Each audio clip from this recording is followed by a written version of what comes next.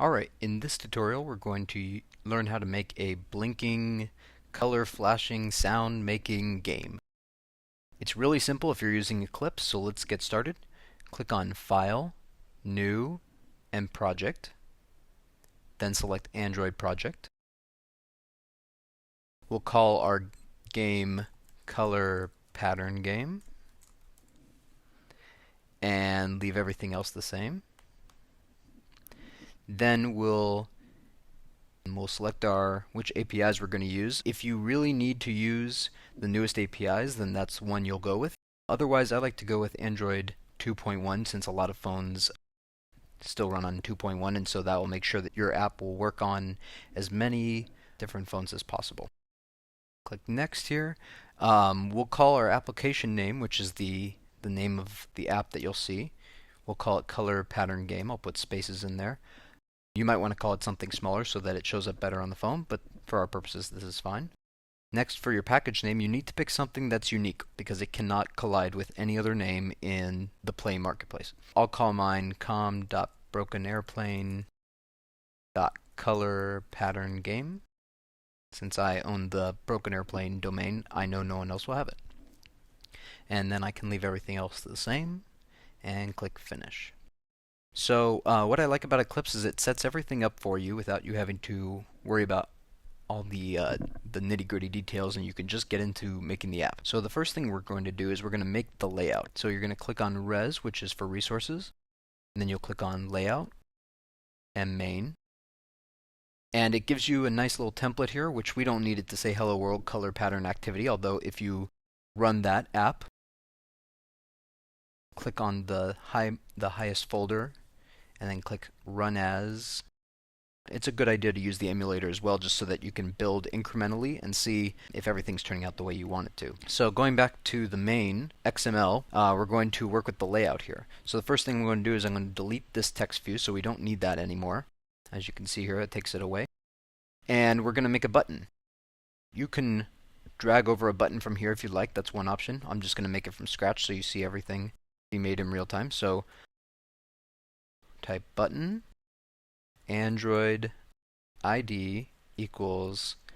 The great thing about Eclipse is that it will start to suggest things for you and make it save you some typing and maybe even help you remember some things. So app plus ID, I'll get to what that means in a second, and I'm going to call it button. Next, I want that button to have a layout width where it fills the parent meaning the parent layout screen up here, and then I'm going to make its height equal to fill parent as well. So we've got a button here, and then I'm going to close that.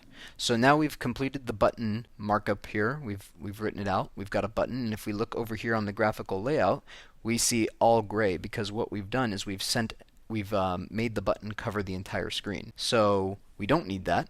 So we're going to add actually some more buttons. We're going to add 2 buttons. We're also going to add some things so that the button doesn't take up the whole screen. Just like you see a linear layout here, linear means just what you think it means, a line. This one is vertical, which means it's going to go through the whole screen. So that's our main linear layout. I'm going to add a linear layout below that. I do want it to fill the parent for the width. That means I want it to go from one end of the screen to the other. I want the layout height to wrap the content, which means whatever I'm putting in there, that's as far as I want it to go. And then I'm going to put Android gravity center horizontal, Android orientation horizontal. So what this is saying is that we have this main linear layout here that's going to cover all the layout of the app over this screen. Then we have a linear layout under that that's going to cover the horizontal, which is from here to here. And so our button will fall under that. And I want to put in a second button.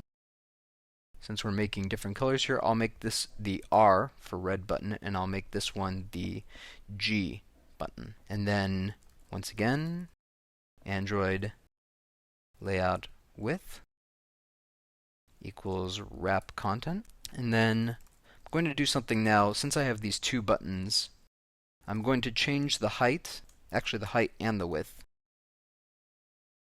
to 100 dp. Rather than filling up the whole parent, which is that vertical, filling up the whole screen, I'm going to make it 100 of each. And then I'm going to add one more thing to each button. Weight equals 1.0. And what that's saying, and I'm going to copy that over to this one as well, what that's saying is that I want the buttons to share the screen. And so, let's see, I'm going to close that linear layout. So now I have the main linear layout, which covers this whole vertical. I have a linear layout that's only covering the horizontal, this one line, and I have it centered around the horizontal. And I have these two buttons, the R button and the G button, of a size 100 dp, width and height, and then a weight of 1. So let's see what that looks like. Good, that looks like what I want. And so I'm going to send it over.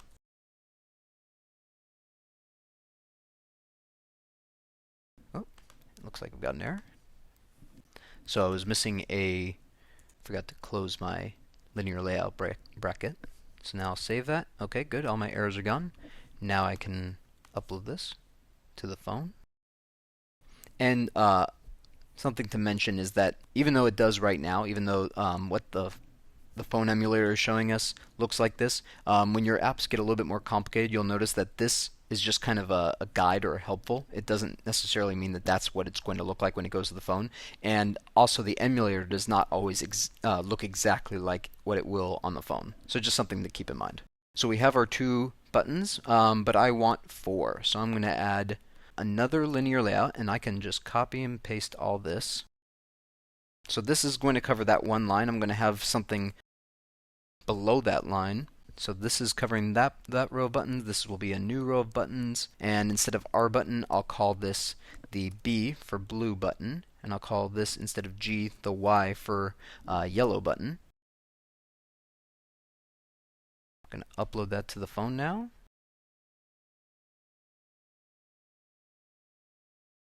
You should often check with your phone to make sure everything looks like you want it to. You don't want to just plod along and then have all these errors at the end. You want to keep going, or you want to send it over the phone as often as possible so you can make sure that it looks exactly like you want it to before you get too complicated. Now, one more thing is that I don't want these buttons up here. I want them to be more in the center. So I'm going to go up to the main. I'm going to add gravity, and I'm going to make that in the center. So now you see that they're in the center. Send it over to the phone. Great, that's how I want it. Now, this was all formatting just to get the buttons the way we want them to be. We need to put some logic into these buttons so they'll actually do something, because if you see here on the emulator, even though they are buttons, I can click on them, they don't do anything. So that's not very exciting. So we've got the layout the way we want it to. We're going to close the resources folder and go into the source folder. Like I said, Eclipse is great about giving you all the setup that you need. So there's going to be 3 things that we're going to do to make this app work the way we want it to. This app's going to have some blinking buttons and some sounds. And to do that, we need to make these buttons work. So to make the buttons work, we're going to do 3 things. We're going to declare the button in the code.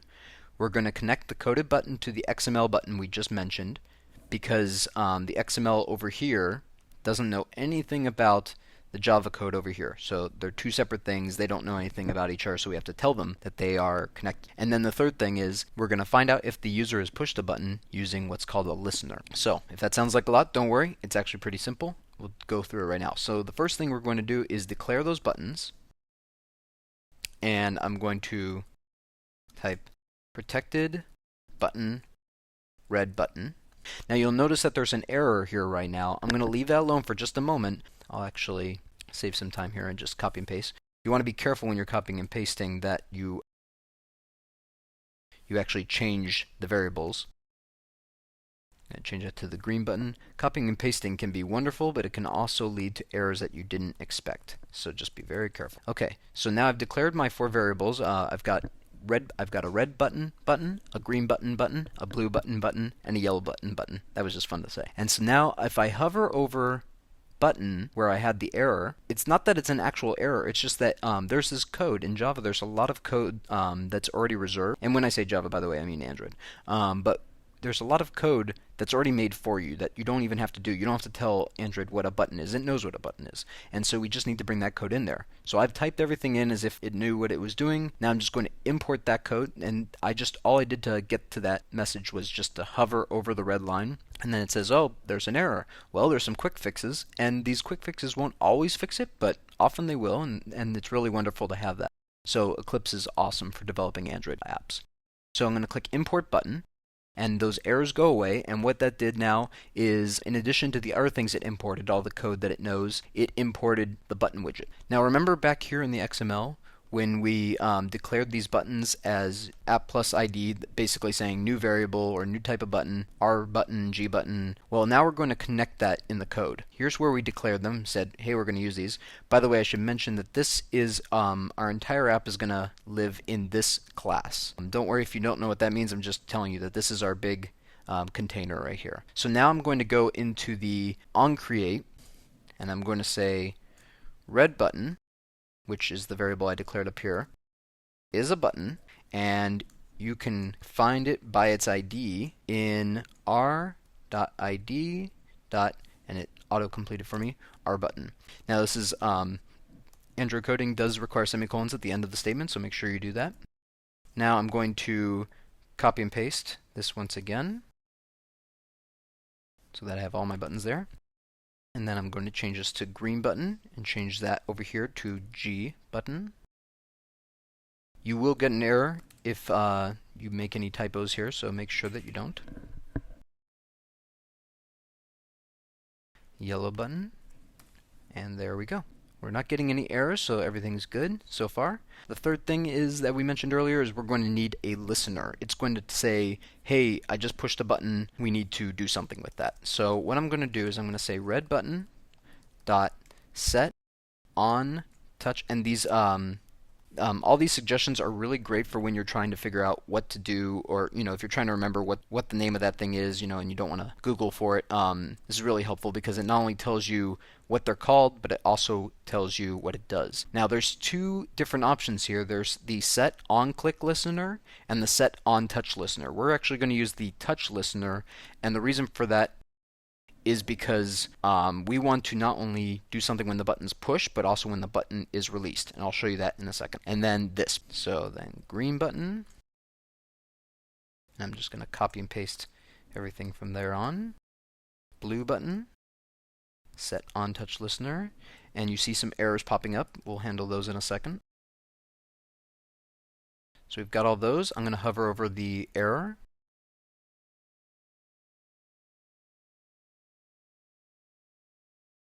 None of these are actually the option that we want, except for this last one. So don't always assume that the first one is what you want. The first option is not always the right option. So unfortunately, you do have to know what you're doing here. I'll help you out with that. But we want to let color pattern game activity implement non-touch listener. So that's basically saying our giant container here is implementing the on-touch listener. Okay, so now we're getting a new error because this our activity is saying, okay, I'll implement the on-touch listener, but we need an on-touch method. So I'm going to add that in there. I'm going to delete this extra dot there.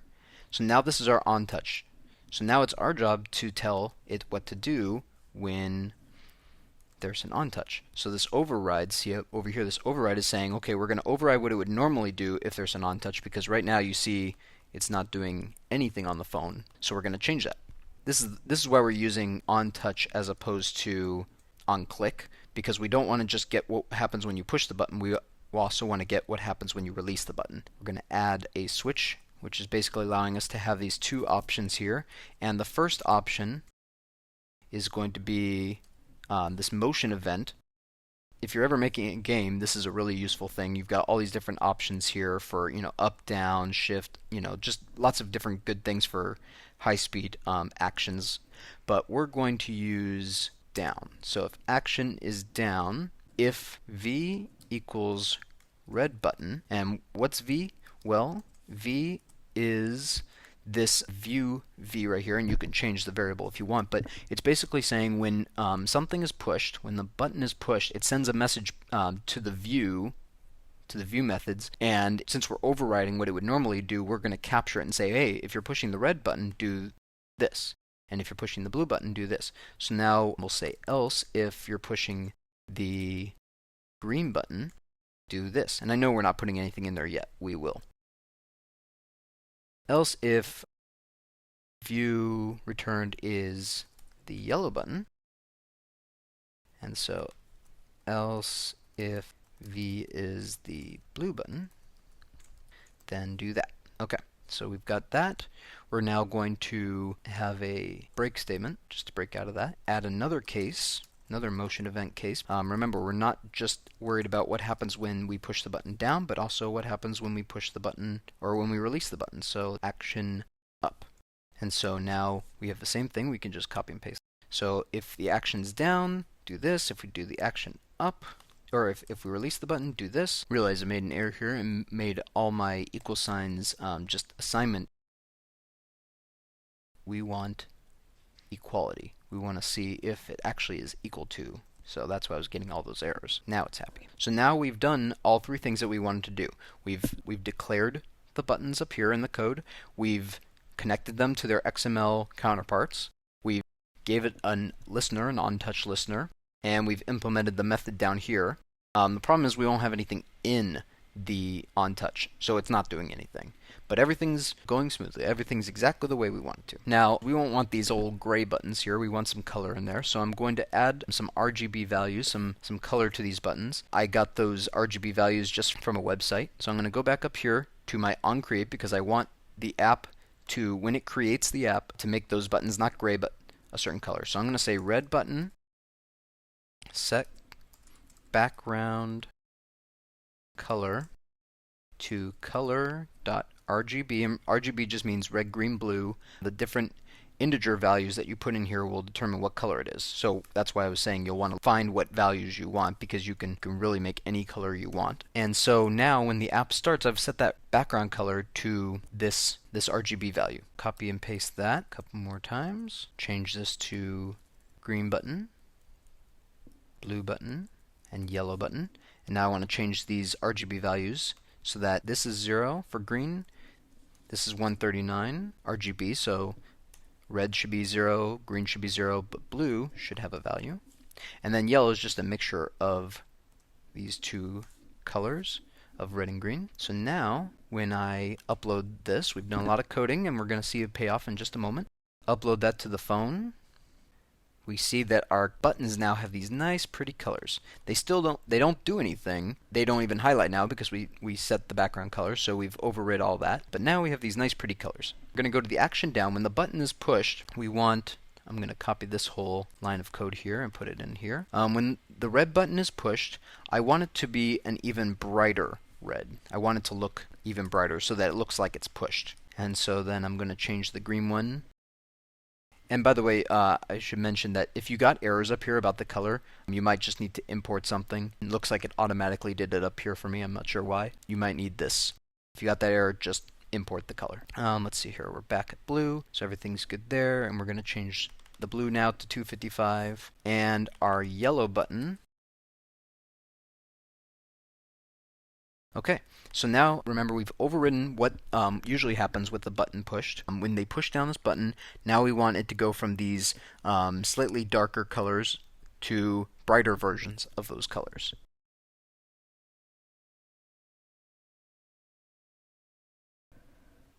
Okay, here's our app. Now we haven't pushed anything, we click on it, and yay, they all work, they get brighter.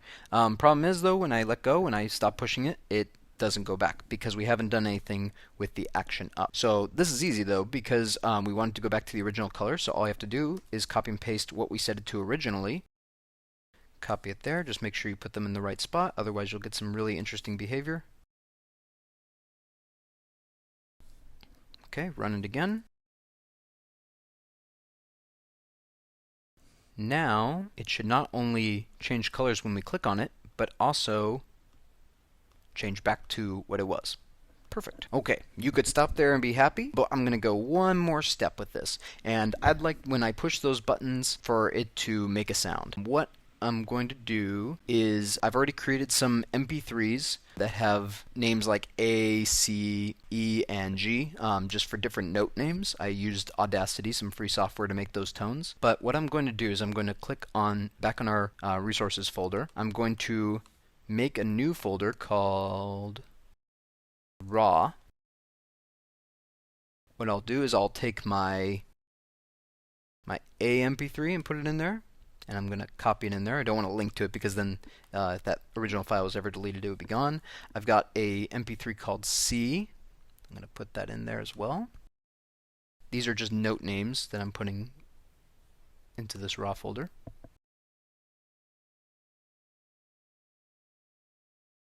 And finally G.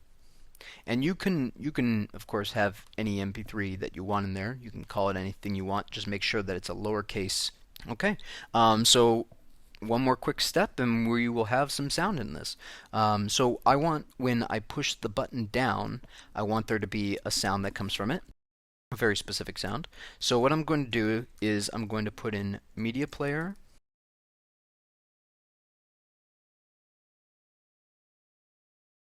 So I'm saying it's a type of media player. The type is media player, which is plays the music. This is the variable I'm creating, media player. You can call it anything you want. Create this. So in this instance, I want you to call r.raw. Let's say C, because I made that the lowest C. And so that will now go in just like up here where we connected the buttons in our XML file to our variables. We've now connected the media player. Oh, it deleted my variable. Media player. It's now saying take this, create this media player, and connect it. Use the file C, the MP3C over here. So no errors there. One more thing we got to do is say media player, this variable that we have here, media player start. And there's other methods, of course, stop, but because the MP3 that I made is just a quick little MP3, just going like beep, it doesn't need to stop. It's just going to stop on its own. Now I'm going to copy and paste that into our green button, but instead of saying C, I'll make it E, because that's the next highest note, even though it's not alphabetical. Then I'll copy and paste into blue. I'm going to use G. And then finally A. Okay, I'm going to send that over to the phone. And do make sure that you do, if your MP3 is longer than, a second or so, do make sure that you stop it. Otherwise, you'll just eat up your battery life and your phone's resources. You could get your phone to lock up and freeze up, and that's just not fun. Let's see what happens when I click.